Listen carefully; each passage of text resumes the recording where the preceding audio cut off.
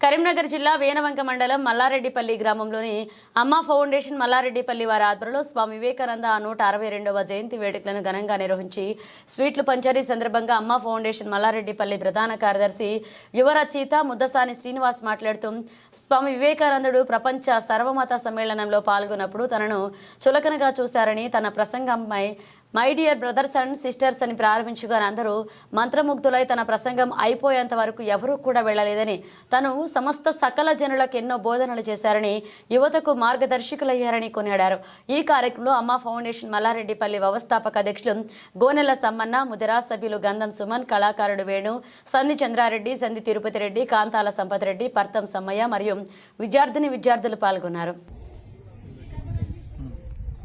నీ వెనుకేముంది, నీ ముందేముంది అని కాదు, నీలో ఏముందని అనే ప్రశ్న అదే ముఖ్యమైనదని చెప్పి వివేకానందుని ఈరోజు మనం 162వ జయంతి సందర్భంగా తనకి ఆ మహనీయునికి శతకోటి వందనాలు సమర్పిస్తూ మా అమ్మ ఫౌండేషన్ మల్లారెడ్డిపల్లి తరపున మేము వేడుకలు జరిపి స్వీట్లు పంచడం జరిగింది గ్రామస్తులకు, పిల్లలకు.